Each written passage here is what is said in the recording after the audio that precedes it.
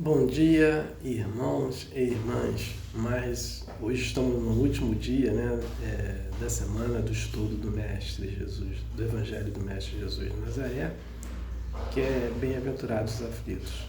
Então, antes de começarmos o estudo, vamos fazer uma prece inicial. Agradeço a Deus, ao Mestre Jesus de Nazaré, meus mentores, guias, guardiões, meu anjo guardião, por mais um estudo do Evangelho do Mestre Jesus de Nazaré. Bem-aventurados os aflitos, estamos no último dia da semana. E o objetivo desse estudo é levar uma mensagem para uma irmã ou um irmão que estão necessitados dessa informação.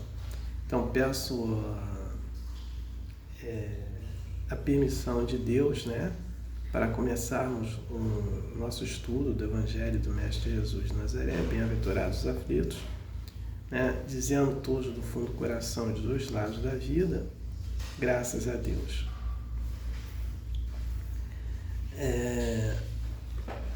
A leitura do Evangelho, é o Evangelho segundo o Espiritismo, Allan Kardec. Então, vamos fazer a leitura. Capítulo 5, Bem-aventurados os aflitos. O espírita, melhor que todos os outros, deve entender a extensão infinita da bondade de Deus. O espírita deve pensar que sua vida inteira deve ser um ato de amor e de devotamento. Que qualquer coisa que faça para contrariar as decisões do Senhor, sua justiça terá seu curso.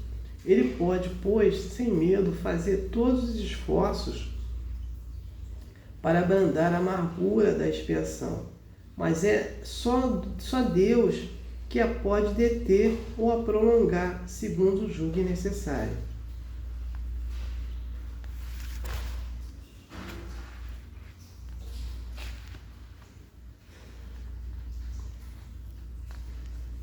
Aqueles que aceitam seus sofrimentos com resignação, por submissão à vontade de Deus, é com vista à sua felicidade futura.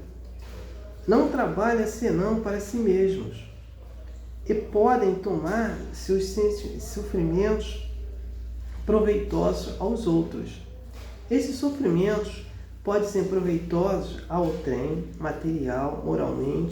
materialmente, se pelo trabalho das privações e sacrifícios que se impõem e contribuem para o bem-estar material do próximo, moralmente pelo exemplo que dão de sua submissão à vontade de Deus. Esse exemplo de poder da fé espírita pode estimular os infelizes à resignação, salvá-los do desespero e de suas funestas consequências para o futuro. São Luís, Paris, 1880.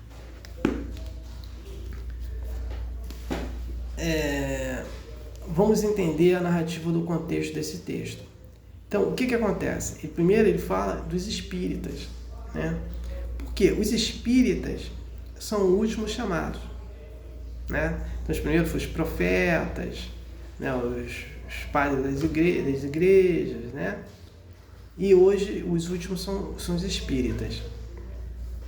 E por isso que dentro da doutrina espírita tem muita informação do que em relação às outras escolas religiosas. Então, o espírita, ele tem tudo que ele quer. Então, liga a internet e tem lá a informação. Procura na internet um livro e tem lá palestra sobre aquele livro. Então, aí você tem Chico Xavier, Allan Kardec, Divaldo, e vai, E vai por aí. Você faz o que você quer e com o instrumento que você tem em mãos, Então, por isso que ele fala que o espírita não pode desagradar a vontade do Senhor, porque o espírita também, ele vai ter a sua prova também, Então, que ele tem que mostrar que ele tem que fazer a resignação para aquele que está vendo ele passar por aquela prova, passar no verdadeiro silício moral. Não ficar reclamando, porque quanto mais a gente passa a nossa prova da forma correta, no futuro não vai ter mais aquela prova. E o detalhe também, se eu não reclamo da minha prova, né, e começo a praticar só o bem, trabalhar a minha espiritualidade, né, trabalhar nas preces, trabalhar, cortar hábitos errados, fazer muita caridade. Eu já falei, caridade não é só material. A pessoa não tem dinheiro para fazer, faça prece, faça caridade moral. Estudar o Evangelho do Mestre Jesus de Nazaré, estudar a doutrina, essa prova que ele está passando, ela vai se tornar leve demais, né? Que ele não vai sentir, ou essa prova será exterminada. É por isso que muita gente fala assim, pô, aquela pessoa estava com câncer, ficou curada, de repente, os médicos aí falam que foi um milagre. Não foi um milagre, foi porque ele tratou a prova dele com verdadeiro silício e praticou a sua espiritualidade, né? Então ele teve méritos para ser curado. E aí foi feito o quê? Uma troca de ectoplasma, né?